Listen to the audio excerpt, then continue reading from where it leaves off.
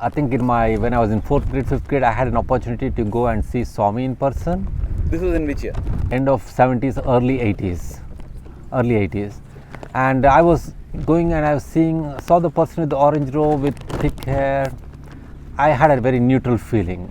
Okay, everyone are there, I see everyone, Sai Ram. I said, I wasn't even using the word Sai Ram. I wasn't even saying Swami because I was not connected. Swami means for me, like, my name is Srinivas and my family deity was Venkateshwara, so Tirupati Balaji was our deity.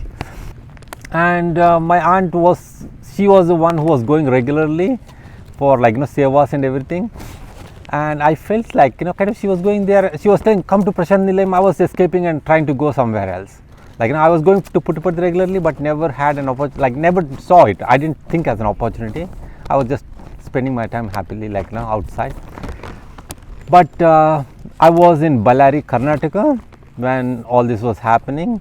And now I came to US back in 2001 to do my master's. And now things have changed since couple of years. My kids have been going to Bal Vikas. So we wanted them to get introduced for community service and all these kind of things. We thought it was a good opportunity for them to be in the opportunity a seva program, and always about I believe in humanity. So I'm not into a particular religion.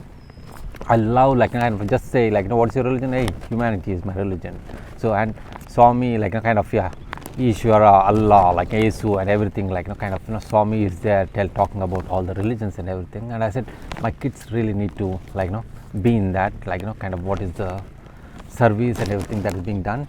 My wife, she kind of studied in Sathya Sai school, yes, back in kind of Anantapur. College, yeah. College, and she went there. And so she had a little connection with Swami. She saw Swami and up close and kind of, but we weren't into bhajans or anything like that in our home or anywhere. And so we named my first kid was born. I was just going to go a little bit about Sai. If the baby is born on a Thursday and you have a regular delivery, shall we name the kid Sai? And I was telling her, Sai means not Sathya Sai. I said it's Shirdi Sai. And she said, okay, what else is the blessing? First kid, normal delivery, Thursday, born on Thursday. She said yes. When was this, the year? My kid was born November 23rd, 2006. Even though no inclination to Sathya Sai. And my aunt, who is in Puttaparthi, said, oh, she is born on Swami's birthday. And I said, okay, Swami's birthday. I know Swami's birthday, but okay, her name is Pranati Sai. We named her Pranati Sai, and I always telling, oh, Sai is from Shirdi Sai, for some reason, and so I was that kind of person. And later when I had my kids go to the study circle, the Bal Vikas, and they were kids. Second kid you had after that? I have 3 kids, 3 daughters. Okay, 3 daughters. So yeah, right now the kids are all grown up. What are they? Pranati Sai, Vaishnavi Sai, Nandini Sai. So all Shirdi Sai, Sathya Sai, Prema Sai. Now I know what all the Sai is Sathya Sai, because we are fortunate. I was fortunate to see him in person, even though I didn't acknowledge him as Swami then. But today I feel that way. How? What made that change? How it happened? Oh, that one, it's really mesmerizing for me to think now, what opportunity I lost. But I don't really feel that I lost an opportunity, because I feel I was still, I had an opportunity that I saw him in person. I could relate that one even today.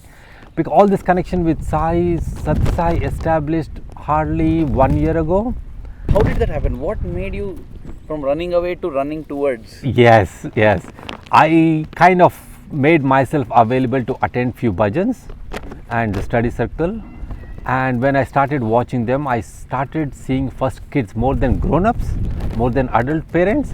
I saw the kids, how much involvement they had and how they were singing the bhajans, the enthusiasm they were showing in practicing the bhajans, selecting new bhajans, the tone, the high tone, how they were looking at that. I was mesmerized. Look at them. They didn't even see Swami. And look at that amount of involvement they had. And for me, that's when I felt I saw Swami. There was zero, how I used to feel. I used to feel that way. So I started liking the kids. The kids were closing their eyes. The enthusiasm that they were singing, it was coming from the heart, like, kind of so much vibration. General kids or your kids? No, not my kids. General, like, the Sai Center kids. When I came to the Sai Center, everyone looking at Swami and doing the bhajan. For me, I'm looking at the people who are singing bhajan. I was like doing talma and but looking at the people, how they are getting involved. That was my style. I don't know, I didn't feel it was a distraction, because I was appreciating how each one is focused, not my focus. I was appreciating, wow, look at that girl. She's closing her eyes, singing with such an enthusiasm. I was looking at that one and look at that straight posture, how they are sitting. Oh my goodness, I was appreciating all those. And I was thinking, I saw Swami, no connection, coming here after so many years. And Swami, I can't say Swami is no more, because Swami is there, otherwise I wouldn't get this opportunity. And sorry. And the kids involved, parents involved, I started loving them so much, families. And Raghu, Sridevi, Piraba, Arjuna, like Sushil, Samjana, there are few families, Gauri, Abhinav, and kind of all these families. And Gauri Abhinav was a little special for me. And because I was lucky to be in that study circle or some place where that discussion was happening. They were talking about their marriage, how they got together, and they were Sai students before marriage, and they got to know. And now Gauri was holding her kid and coming to the Sai Center. I said, wow, look at her involvement, and now she's training the kids, singing bhajans and everything. So it was the reflection of commitment to Swami and Swami's love in people's lives that inspired you. That really inspired, because Swami, as I said, in the study circle, everyone giving examples of Swamis. For me, I know other spiritual, I was giving random examples, but never one of Swami. Even I didn't even utter the name Swami, still I was not connected. I was sitting there, I was looking at Swami and saying, oh, thank you, Swami. Because of you, I'm getting connected to all these people. If not you, I wouldn't be connected to these people. And I think it all started before, when I was made an EnviroCare lead. Because I love gardening and everything. Someone said, I told my wife, can you be EnviroCare? And I said, oh, my husband will be very interested, because I do composting and all that environment related. He'll be very interested. That was the first trigger. The first trigger was when they made me Center's EnviroCare lead. Even though my participation was a little, but I do myself. I don't want to use plastic spoons or anything like that. I was kind of doing it myself. And I said, Swami, thank you. You know my interest, and you made me EnviroCare lead. I think that was the first time I really looked up into the sky and I said thank you to him. That's it. Not really connected. Oh, it looks like you gave me something that I love, and thank you for that. So that was a little bit, and I didn't go to bhajans or any session. So slowly when I went to the bhajans, and especially when I heard about Gauri and Abhinav and how they got connected, inspiring kids and everything, it made me really feel, and I started liking Swami more. And also the Vibhuti and everything, that was still something in my mind, because okay, that's all like magic. That's how I was feeling. But one of the side devotee like Sushil, I was watching Wayne Dyer, like an American person, who was talking about power of intention, manifestation, and he was telling about Swami also, Sathya Sai Swami. Wayne Dyer was talking. Wayne Dyer, like an American person, and I forwarded this video, and one of Sushil, he forwarded me a video of Wayne Dyer about Swami and about manifestations. That changed my perspective of what is manifestation. We were talking off camera before about this great teacher in India in Puttaparthi named Sai Baba, who has this gift of manifestation, materialization, just to move his conscious hands, and it's called the gift of fish and loaves in the New Testament. Where you think about feeding people, and food just appeared. And he had in 1986, he had his 60th birthday, and 1,100,000 people came from all over the planet to see this holy man who had this great gift of higher awareness and higher consciousness. And there he told, manifestation will come. You want an ice cream, you can go to the store, your flavor of ice cream. If you go to a store and you have a flavor of ice cream there, that is a manifestation, because there is a good chance if you go to the store, that flavor that you want may not be there. But since it is there, it is a manifestation that you wanted it, it is there. Or else your kid will bring it to you, or else a stranger will say, hey, someone ordered this ice cream, can you have it? That is a manifestation. He was talking about various degrees of manifestations, and I could relate myself in my life, like how many manifestations I have been getting. And later he told about Swami, like he said, Sathya Sai, he has a manifestation, he can just do like this and manifest. That's where my belief was 100%. Because I started believing manifestation, because I see myself how things were manifested for me. And when he told about Swami manifesting all this, then in my mind it was clear that this is not magic or this is not anything else but manifestation, pure manifestation. Because I have listened in satsang in different places where Swami said, you are God, I am God. I realized, Swami says, I realized it, but you didn't realize it. That is the difference between us.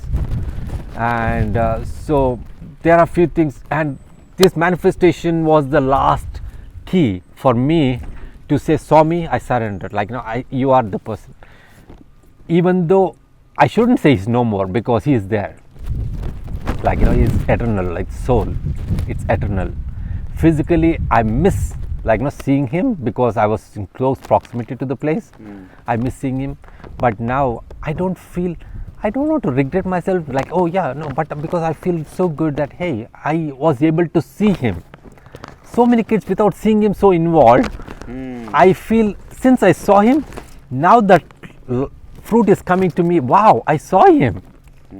The feeling now I am getting it, wow, I had an opportunity to see him. But it is really like such an awesome, like kind of awe-inspiring. I can't really express in my words how much I like it. What is with this costume here? Oh, how my involvement right now, I wanted to do like seva wherever, like, my involvement should be. So right now we came to a retreat here, like 4-5 hours drive away from my home in Virginia. And we all, like, as I said, I was inspired by seeing the kids and the parents, like everyone getting involved. So I said, okay, what kind of sevas can I be of, like, I'll be of help. So I wanted to be part of the group and be involved. And I said, service is the way, like, to get, like, kind of be closer to the God and, like, closer to yourself and make, like, everyone like your family. So you're in the gardening? Right now, this is not my garden gloves. I'm doing a kitchen seva where we have a retreat of like 500-800 people coming over. So in the night, our Fairfax organization have a dinner program. So we all from the Fairfax, we are volunteering to do the kitchen seva. And so I'm helping them wherever I could give my, like, a helping hand. I said, okay, I'm here at a full service because I'm really inspired. Like, I really can't express this in words, because I said words, like, how my feelings cannot really be expressed in words. As we all know, sometimes we cannot express in words, but our feelings would be the ones, like, which hold so high.